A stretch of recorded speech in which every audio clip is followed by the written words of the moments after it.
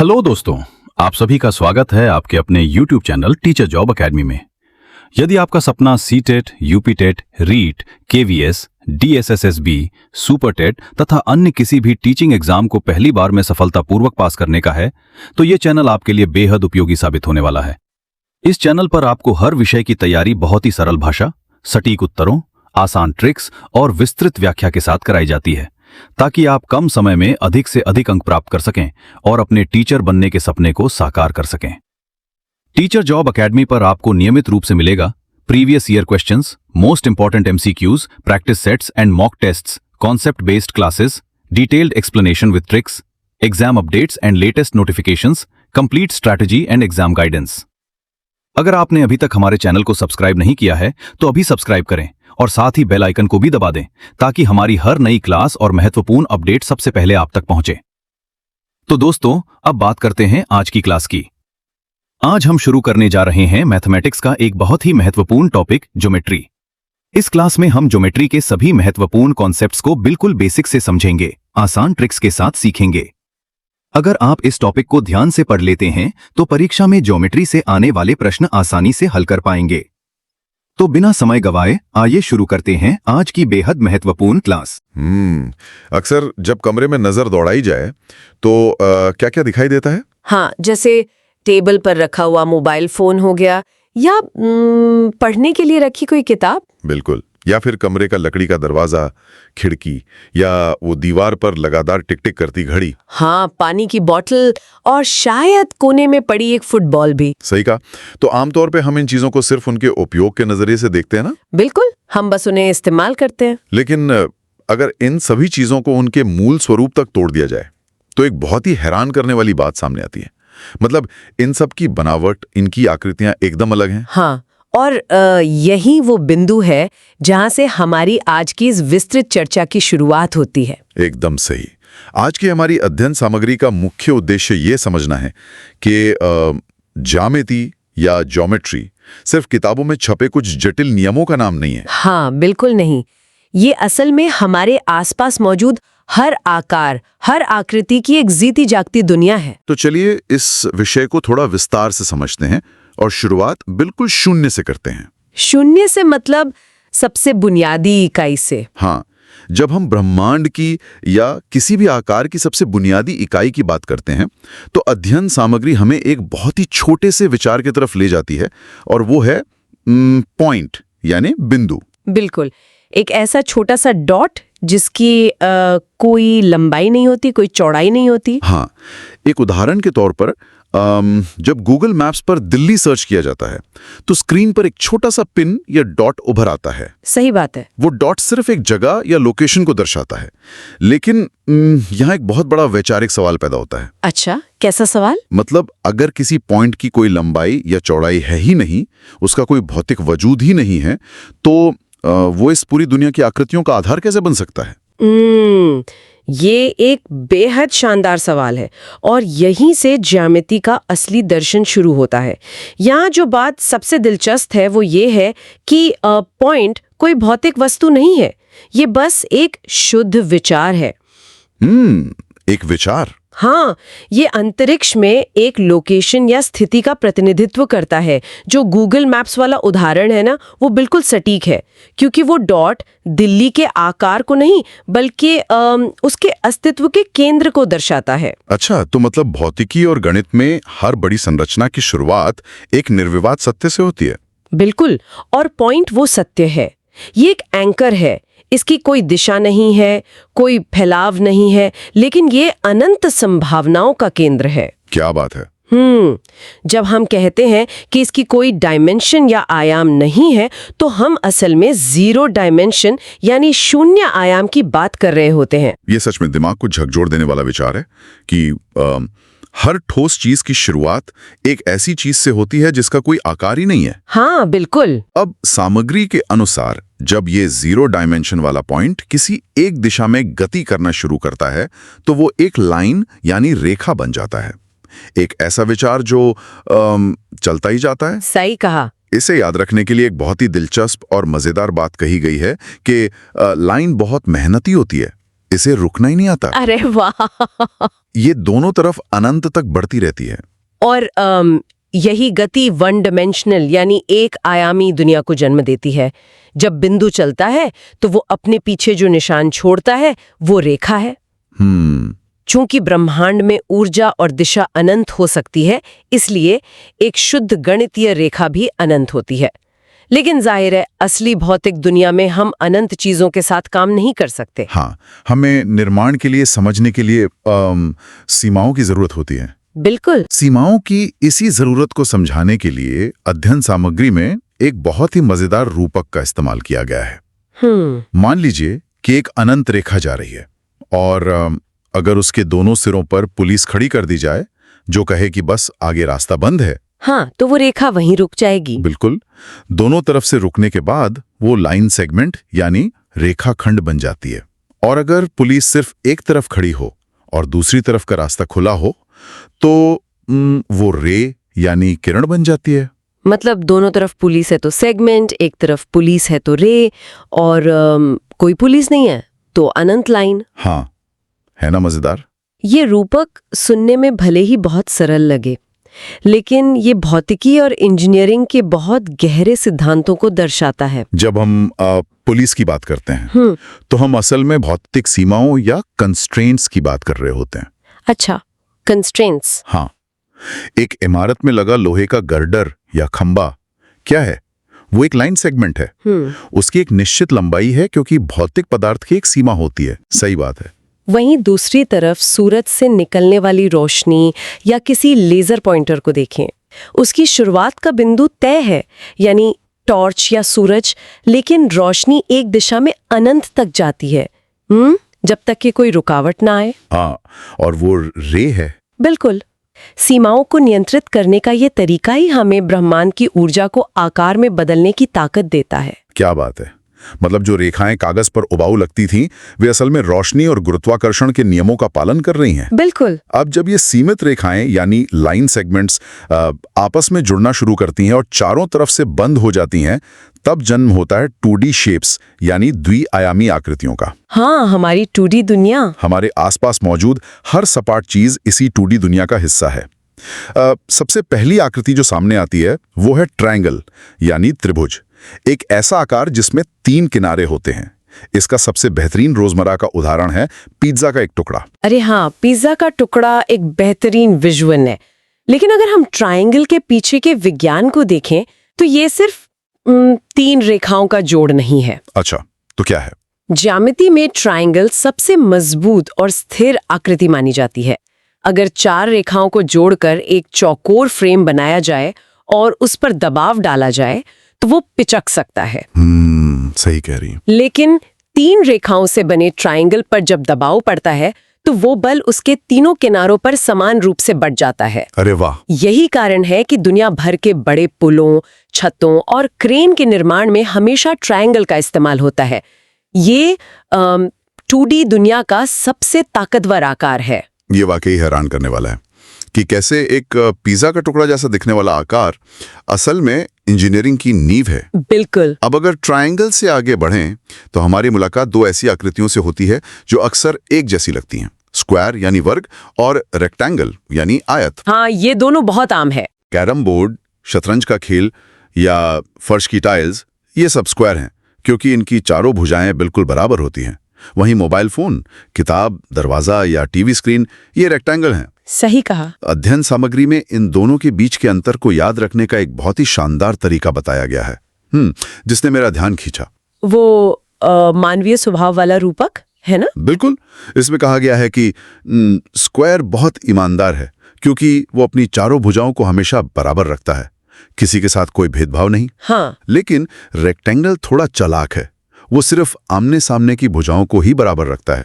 आकृतियों को ऐसे मानवीय गुण देना, ईमानदार और चालाक, सुनने में बहुत दिलचस्प लगता है। यहाँ जो बात सबसे दिलचस्प है वो ये है कि ये रूपक सिर्फ याद रखने की एक तरकीब नहीं है, बल्कि ये आकृतियों की उपयोगिता को दर्शाता है। वो कैसे? जब हम कहते हैं कि स्क्वायर ईमानदार है तो हम उसकी पूर्ण समरूपता यानी परफेक्ट सिमेट्री की बात कर रहे होते हैं। फर्श पर टाइल्स बिछाते समय हमें स्क्वायर चाहिए क्योंकि वो हर दिशा में बराबर बल और स्थान लेता है। हाँ बिल्कुल। लेकिन जब हम रेक्टेंगल को चालाक कहते हैं तो वो चालाकी असल में इंसान की सुविधा के लिए है। हमारा विजन यानी देखने का दायरा ऊपर नीचे की तुलना में दाएं बाएं ज्यादा फैला होता है। अच्छा, इसलिए सिनेमा स्क्रीन और मोबाइल रेक्टेंगल होते हैं। एकदम सही। ये आकार हमारी आंखों के देखने के तरीके के बिल्कुल अनुकूल है।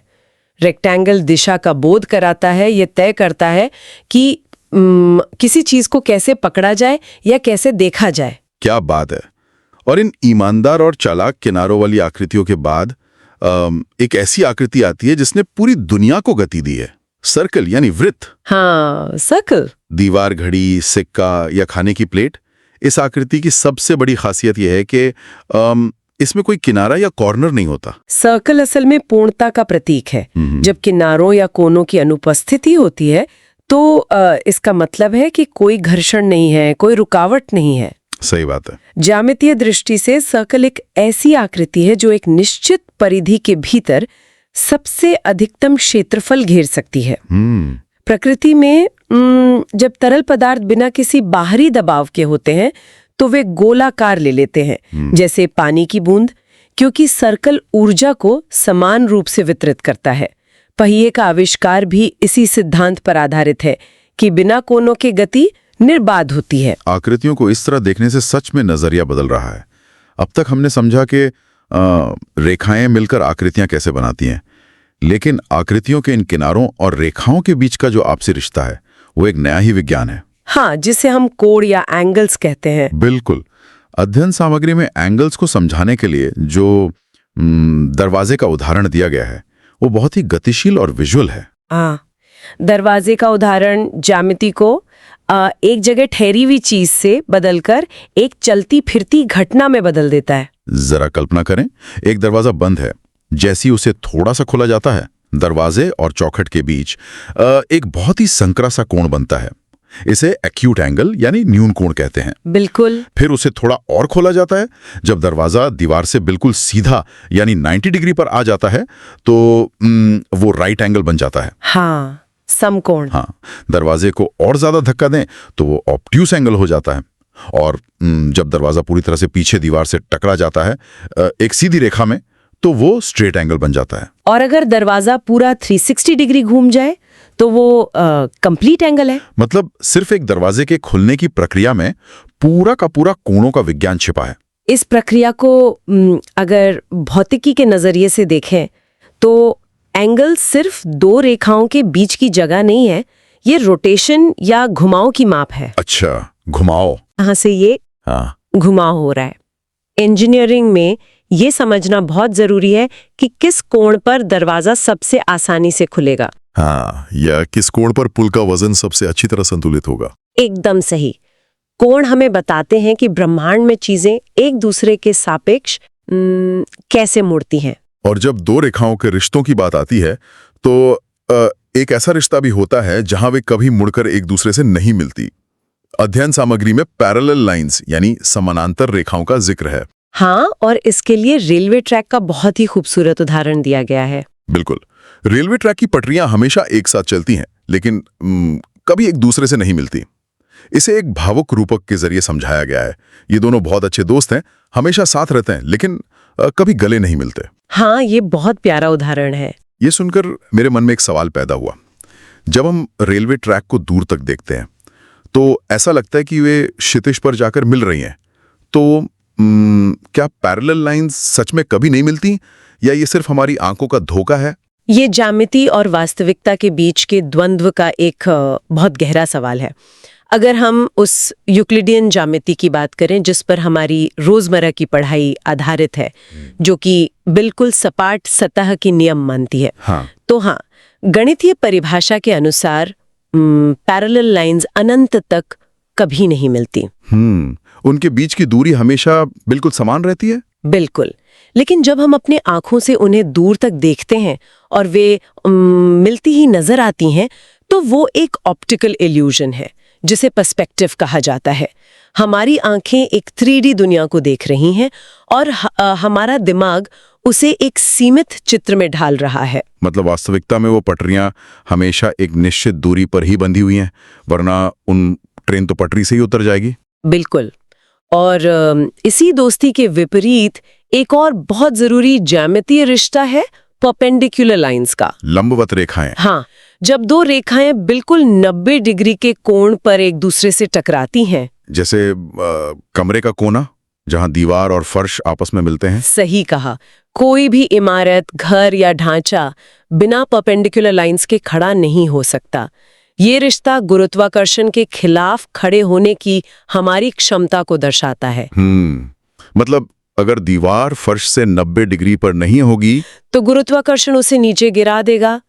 तो जहां पैरेलल लाइंस कभी न मिलने वाली एक निरंतरता दिखाती हैं, वहीं परपेंडिकुलर लाइंस एक बहुत ही जरूरी, ठोस और स्थिर टकराव दिखाती हैं। हमने अब तक कागज पर बनी 2D आकृतियों, रेखाओं, कोणों और उनके रिश्तों की बहुत गहरी चर्चा कर ली, लेकिन अध्ययन सामग्री का अगला हिस्सा हमें उस कागजी दुनिया से निकालकर असल जिंदगी और जीव विज्ञान की तरफ ले जाता है। समरूपता की तरफ।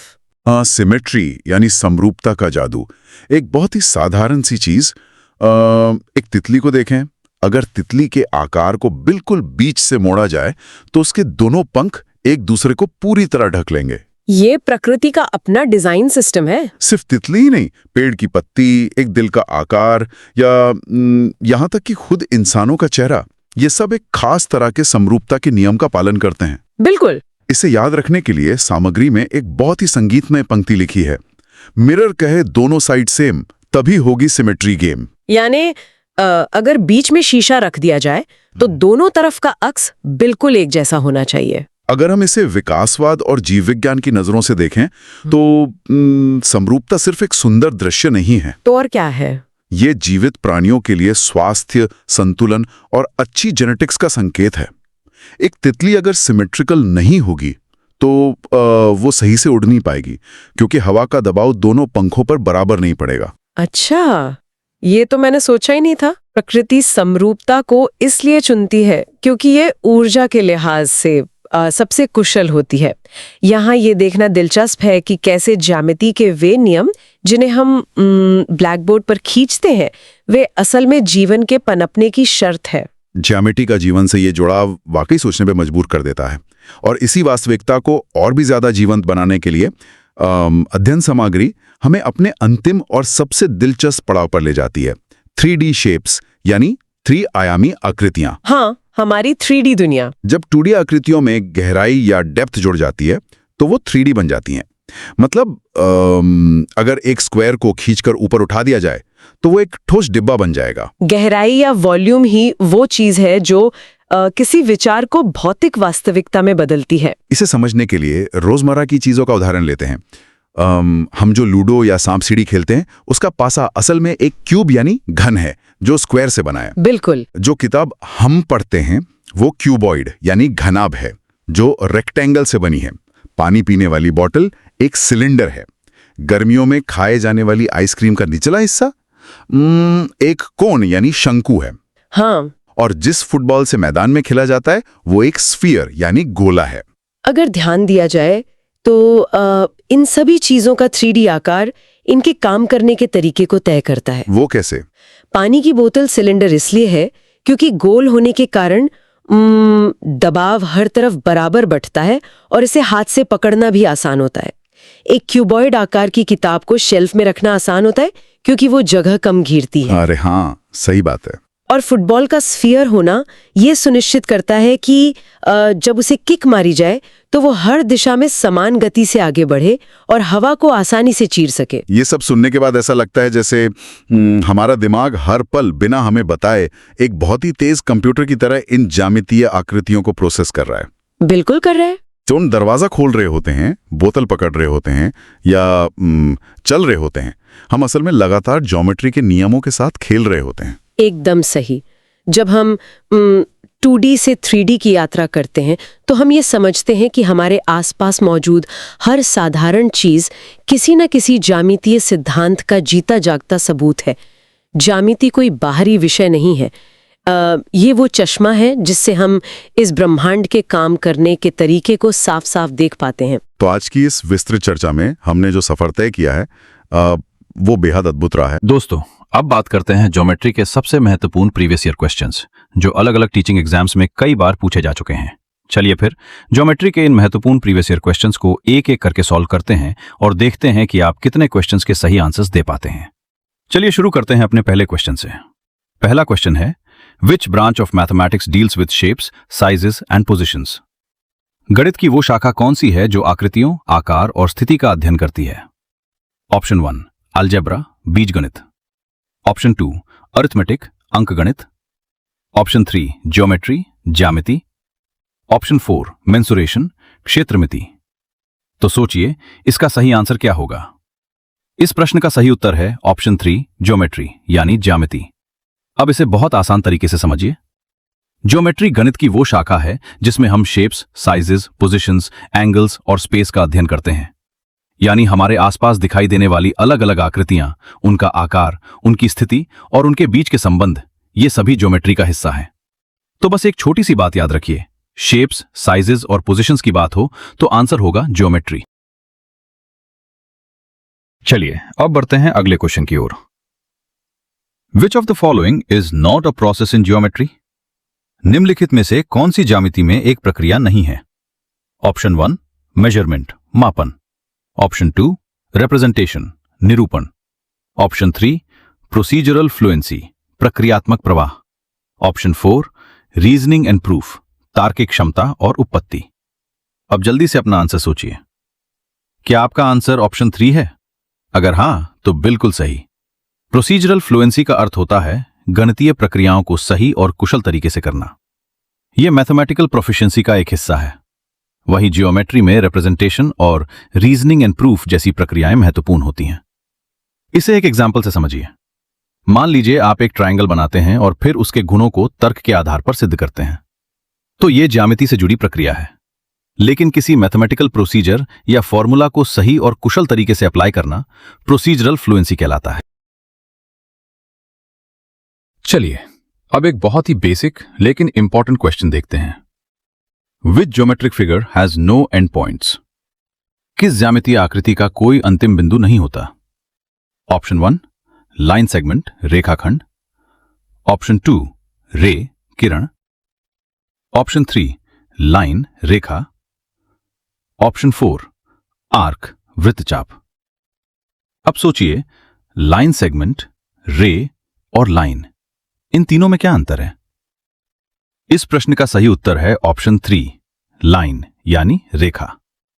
क्योंकि एक लाइन दोनों दिशाओं में अनंत तक आगे बढ़ती रहती है, इसलिए इसका कोई एंड पॉइंट नहीं होता।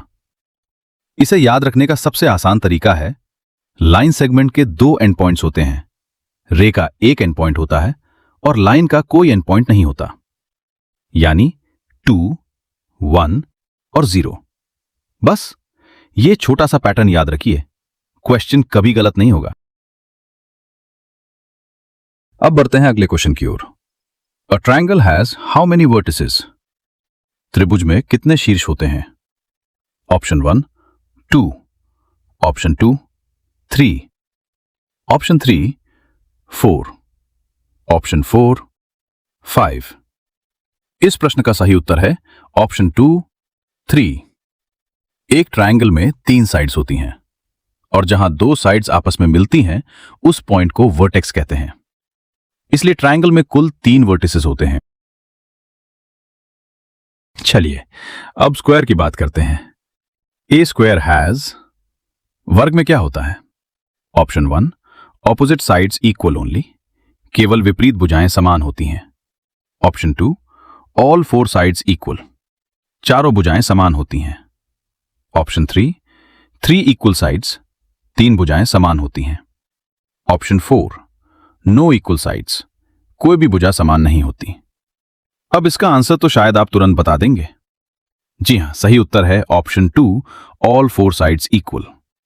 स्क्वायर यानी वर्ग की चारों साइड्स बराबर होती हैं और इसके चारों एंगल्स 90 डिग्री के होते हैं। तो स्क्वायर को याद करते समय 2 चीजें याद रखिए, चारों साइड्स इक्वल और चारों एंगल्स 90 डिग्री। चलिए अब रेक्टेंगल पर एक क्वेश्चन देखते हैं। How many right angles does a rectangle have? आयत में कितने समकोण होते हैं? Option 1 1, option 2 2, option 3 3, option 4 4। जल्दी से बताइए। सही उत्तर है ऑप्शन 4 4। रेक्टेंगल में 4 राइट एंगल्स होते हैं और प्रत्येक एंगल 90 डिग्री का होता है। आप इसे अपने आसपास की चीजों से भी समझ सकते हैं। एक बुक देखिए, डोर देखिए या ब्लैक बोर्ड देखिए। इनकी शेप सामान्यतः रेक्टेंगुलर होती है और इनके चारों कॉर्नर्स पर आपको राइट एंगल्स देखने को मिलते हैं। अब अगला question, which shape has no corner? किस आकृति का कोई कोना नहीं होता? Option 1 square, option 2 rectangle, option 3 triangle, option 4 circle. मुझे लगता है इसका आंसर आप आसानी से दे देंगे। बिल्कुल सही, ऑप्शन 4 सर्कल। सर्कल का कोई कॉर्नर या वर्टेक्स नहीं होता। क्यों? क्योंकि इसकी बाउंड्री कर्व्ड होती है। इसमें ट्रायंगल या स्क्वायर की तरह सीधी साइड्स आपस में मिलकर कोई कॉर्नर नहीं बनाती। अब ज्योमेट्री की बात हो और एंगल्स के क्वेश्चंस ना आए, ऐसा कैसे हो सकता है? तो अगला क्वेश्चन है, an angle measuring less than 90 degrees is called blank. 90 degree से कम कोण को क्या कहते हैं? ऑप्शन 1 राइट एंगल समकोण, ऑप्शन 2 ऑब्स्यूज एंगल अधिक कोण, ऑप्शन 3 एक्ट्यूज एंगल न्यून कोण, ऑप्शन 4 स्ट्रेट एंगल सरल कोण। सही उत्तर है ऑप्शन 3 एक्यूट एंगल यानी न्यून कोण। अब इसे याद रखना बहुत आसान है। जो एंगल 90 डिग्री से छोटा है वो एक्यूट एंगल है, जैसे 30 डिग्री, 45 डिग्री या 60 डिग्री। ये सभी 90 डिग्री से छोटे हैं, इसलिए ये एक्यूट एंगल्स हैं। अब इसी कॉन्सेप्ट को थोड़ा उल्टा करके देखते हैं। Which angle is greater than 90 degrees but less than 180 degrees? 90 degree से बड़ा और 180 डिग्री से छोटा कोण क्या कहलाता है? Option 1 acute angle, option 2 right angle, option 3 obtuse angle, option 4 straight angle. अब बताइए क्या होगा सही आंसर?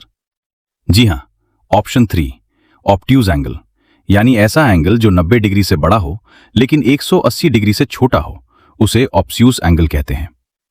जैसे 100 डिग्री, 120 डिग्री या 150 डिग्री। तो याद रखिए, 90 से कम अक्यूट, ठीक 90 राइट एंगल और 90 से ज्यादा लेकिन 180 से कम ऑब्स्यूज एंगल। अब बात करते हैं अगले प्रश्न की।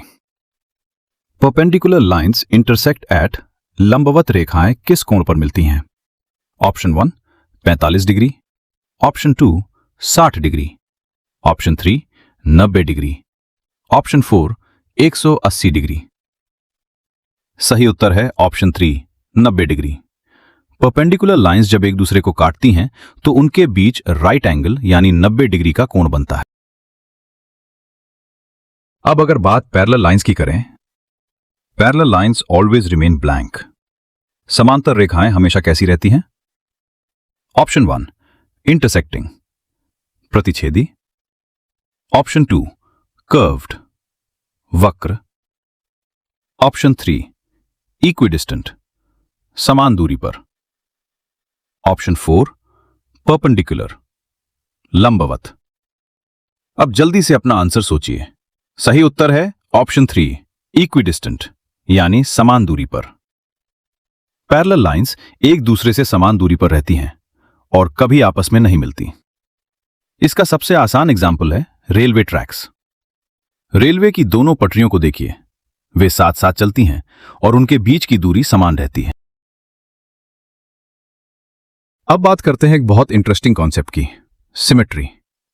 क्वेश्चन है, विच of the following shows line symmetry? निम्नलिखित में से कौन रेखीय सममिति दर्शाता है? ऑप्शन 1 बटरफ्लाई, तितली, ऑप्शन 2 लीफ, पत्ती, ऑप्शन 3 स्क्वायर, वर्ग, option 4 all of the above, उपरोक्त सभी।